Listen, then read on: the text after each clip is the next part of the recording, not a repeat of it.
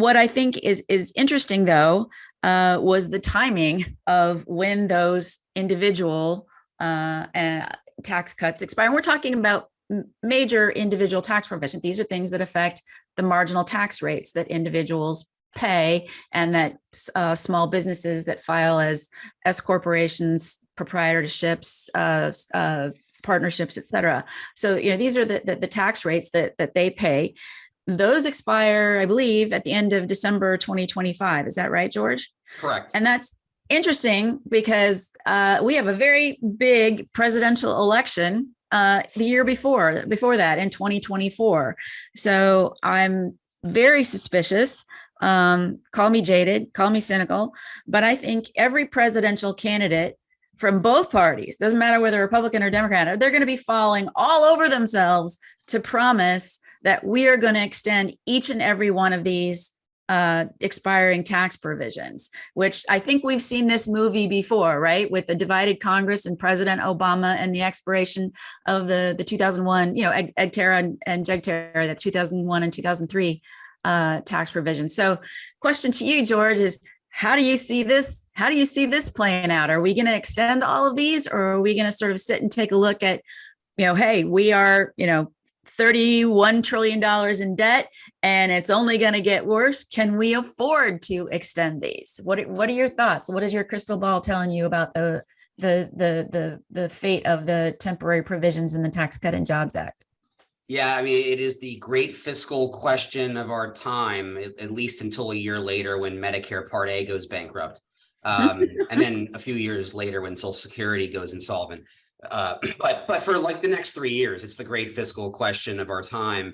The 2001 and then the 2003 tax cuts, which eventually kind of got lined up to expire at the end of 2010. And then what happened was Congress and President Obama agreed to kick the can down the road 2 more years. And so they extended them all for 2 more years through the end of 2012.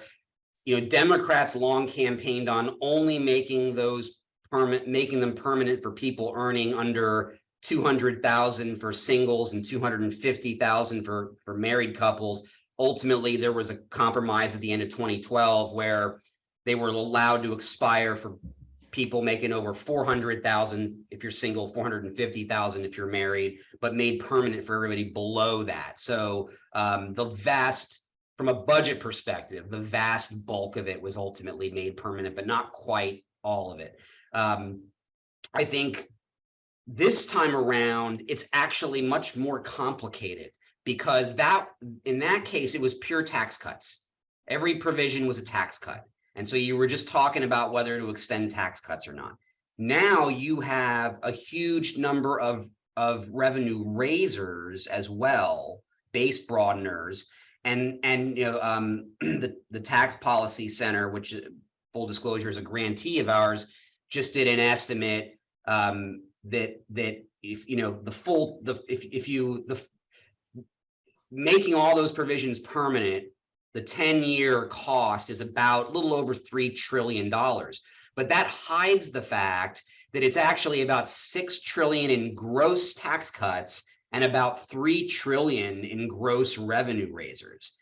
So there's a lot of tax increases too. And so I think, and some of those are trade-offs, right? So part of the expansion of the child tax credit that expires at the end of 2025 was a trade-off for the revenue raiser of repealing personal exemptions.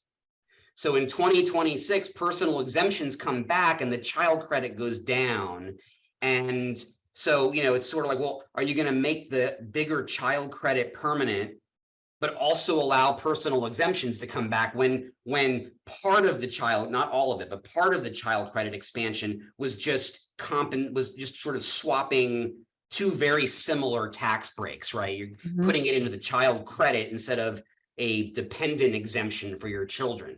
And so how are you going to do that, right? The AMT comes back in full force. It really only hits people making 7-figure incomes and above now, but that expires and it comes back and hits people further down the scale. But the AMT relief that people will want to make permanent was sort of partly a trade-off with the SALT cap we talked about earlier, because, because that there's an interaction there. And so are we going to get rid of the SALT cap because the members in New York and New Jersey want to get rid of it, but also make the AMT relief permanent, which people have noted would actually have the effect of making the SALT cap more valuable than it has ever been, because prior to the TCJA, the AMT actually clawed back part of the SALT cap, and now you'd have a world where it didn't, right? So I think it's my mind is spinning on these things. It's a really difficult discussion because the of the AMT. I just said the AMT is the much despised alternative minimum tax, which you're saying has not gone away. It's just it may reappear at some point. Correct. I mean, right now the AMT is really small and only hits very, very high income people. It's hard to find a person making six-figure income that's hit by the AMT, but those changes go away at the end of 2025, and it starts hitting people, down kind of in the six-figure range. But again, like that interacts with the SALT cap, because the AMT disallows the state and local tax deduction. So it's a really complicated conversation to have.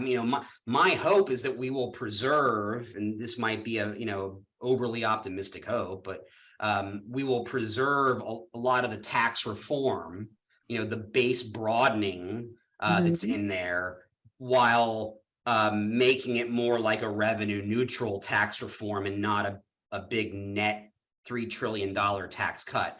Whether Congress will have the political will to do that or not, of course, remains to be seen.